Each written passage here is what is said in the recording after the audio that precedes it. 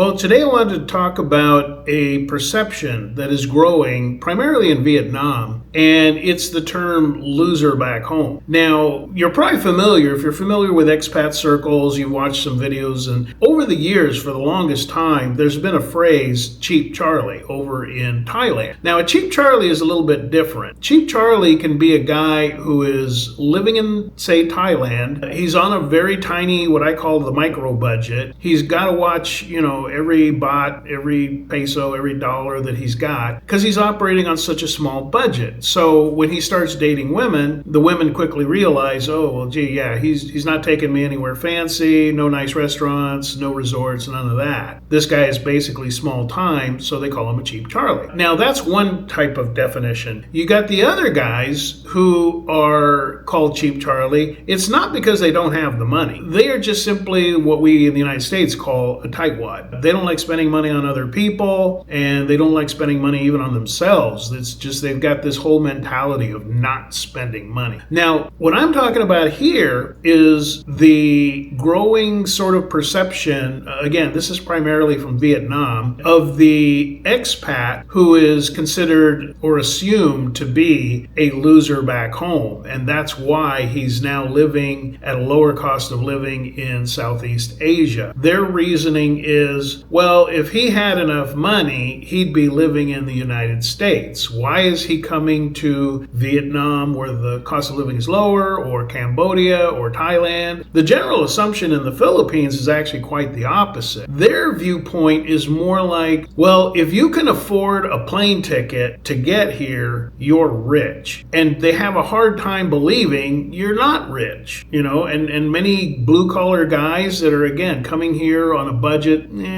somewhere around $1,000 a month. In the local economy, even though Philippines is more expensive than the rest of Southeast Asia, Filipinos will have a hard time believing you're not rich. So let's kind of dissect this a little bit. Anytime that you're going to use a descriptor, you have to define it. What is the criteria for applying that word? So a person can be a loser in one of several areas of his life and still be successful in the other areas. He may, and I've seen these expats, I've run into them and I've had them contact me, hey, what do I do? I'm in a mess kind of thing. And these are guys who say went their whole life, their whole working life, they never really put into their Social Security. They worked under the table. So there they are now, barely getting the bare minimum. And even then, if they build up some assets, they get disqualified for it. So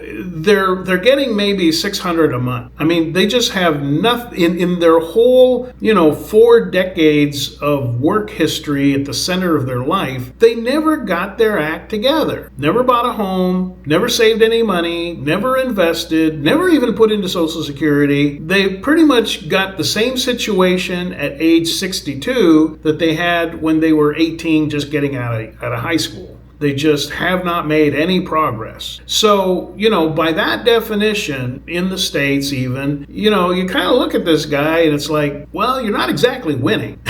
You did not do well when it came to earning money or preparing for your retirement. Now, another criteria is the whole, and I kind of touched on that earlier, the whole emotional development phase or section of life. There are guys who they just never figured it out. I talked to so many guys for years through the PMs and my Facebook and the comments, guys that are anywhere from 40 to 60 years old who still don't know how to approach a woman. They don't know how to keep her engaged. They don't know how to make a woman happy. They don't know how to lead in a relationship. Pretty much they have not learned anything, again, since high school. They're still clueless when it comes to women. I don't know that you could ever fully understand a woman, but you can learn the basics about how to get along with one, how to attract a woman, how to keep her attracted. There's a lot of things that really really many men just have not figured out. And so, like I mentioned before, these kind of guys, they're just a train wreck. And I could see why a lot of people would look at them and say, well, man, this guy's just a total loser. When is he going to figure this out? When is he going to stop dating bar girls? When is he going to stop throwing his money at women every time they come up with a problem? When is he going to learn how to lead in a relationship? It's like, you kind of shake your head and you're like, man, it's like, and maybe you have tried to help these people. I know I have, and they just won't apply it. They just won't go out their comfort zone. They would rather repeat the same mistakes they're comfortable with rather than improve. So getting back to this whole loser back home thing, it's a perception that's going to get slapped on some expats just for being there. Perception from, say, in Vietnam or other places is, what are you doing here with a lower cost of living? If you could afford the United States, why wouldn't you be there? Because their perception is they want to be in the United States. In their mind, anybody who had a shot at living in the United States should be there. And they would give anything to live in the United States themselves. So they can't fathom why we would leave. They are not familiar with what we all call, the hamster wheel, the matrix, whatever you want to call it. They're not familiar with the rate of inflation or the cost of living in the United States. A lot of even Filipinas, they hear about their aunt or their cousin or whoever that lives in the United States, and they go, oh my gosh, you're making 750 or 1,000 pesos an hour, which is like, what, 16, 20 bucks an hour? And they think, wow, you're just so rich. Well, even though you're making 20 bucks an hour, you're paying a lot of money for your apartment. You have to have a car. You have to have car insurance. You have to have this whole long list of expenses, to where really, if you've been paying attention to some of the vloggers that talk about the economy in the United States and many parts of Europe and Canada, many people are living at best paycheck to paycheck. And you have a lot of people that the only way they bridge that gap is by throwing a little bit more on the credit card to fill the gap. And they're just amassing more and more and more credit card debt. So that perception is going to be thrown on you as an expat, unless you actually get a chance to dialogue with the person and say, well, whoa, hold the phone here. The United States is a great country and full of opportunity, but it's not cheap. And a smart person will say to themselves, I got nothing holding me back from moving to Southeast Asia where the cost of living is lower. I got, nothing holding me back. And why wouldn't I live a more comfortable, less stressful life regarding finances in Southeast Asia when, the alternative is, again, to keep grinding away on that hamster wheel, just paying and paying and paying and paying with not a whole lot of time to relax and enjoy yourself. So that's the part that they're missing with this loser back home mentality. And I suppose it's like anything else. You've got people who are just going to believe what they're going to believe. No matter how you explain it to them, they're just going to write you off. Oh, well, but just expect it. Expect it at some point, if you're living long term in Southeast Asia, expect, whether you hear it or not, somebody's going to look at you and just basically say, oh, he couldn't hack it in his country, that's why he's here. Is it a fair assessment? No. Is it a true assessment of some expats? Yes. Again, there are expats that they, like this one, he was just a complete train wreck. I can't even begin to tell the story without it being like half an hour. But suffice it to say that the reason he was such a loser back home was because he never did put into his Social Security, just kind of worked for cash all his life. He had been arrested for possession of narcotics, controlled substances, I think is what they called it, and also for possession of counterfeit bills. I know another expat that the reason he left the United States was because he had a civil suit that he lost or settled on to avoid a criminal case where he had been caught with an underage girl. Now, I don't know if there was actual, something happened or just he was caught alone with her in a compromising situation. But he was able to settle with the parents, but he lost everything he had. And his solution was move to the Philippines.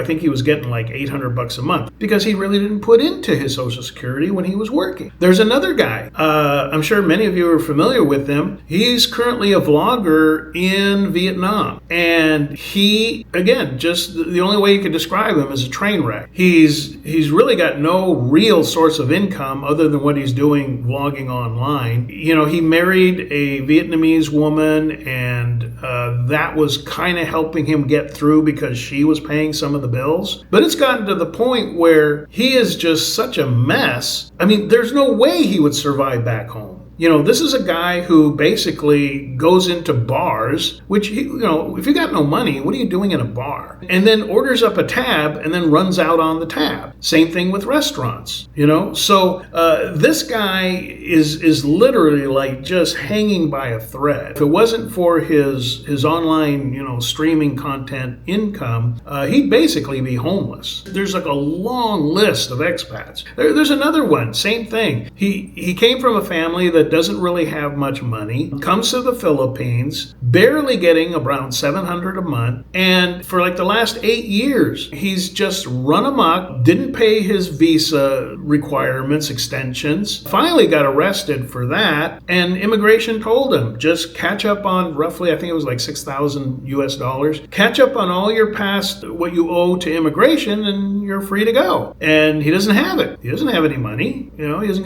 have anything. He doesn't know anybody that's willing to help him out. So he's going to continue to just sit there in jail. So, I mean, there are just one after another expats I could tell you about. And you probably have met some of these guys that they never could get their act together back home. And somehow they came into a little bit of money, maybe they won a small scratcher or something, or, got a COVID check or something. So they got like enough money to buy a ticket one way into the Philippines, and they really have no plan, no ability to move back to the States. God help them if they come down with a serious medical situation. They can't afford to fly back to the United States to at least get state-funded health care. They're basically here, jumping in the deep end of Southeast Asia, no way to go back home. They're barely scrounging up whatever they can online, constantly hitting up their viewers. Hey, give me a super chat. Come on, I'll do this and this if you just donate $20. I mean, it's kind of sad to watch, but these are the guys who propagated this whole loser back home derogatory slur now against many expats. So love to hear from you guys if you've ever run into this, these type of guys, or, if you've ever had somebody online, just basically say, you call yourself an expat, you're just a loser back home. It's sad that too many people don't really analyze the situation as we just did right here. There's nothing you can do about those people, so at some point you just got to blow them off and just get on with your life. But it is the result of these pinheads who come to Southeast Asia, they don't have the money to do it, and now they're in a desperate situation doing desperate things, making the rest of us look bad. So love to see you in the comments, and we'll check out something else next time. See you then.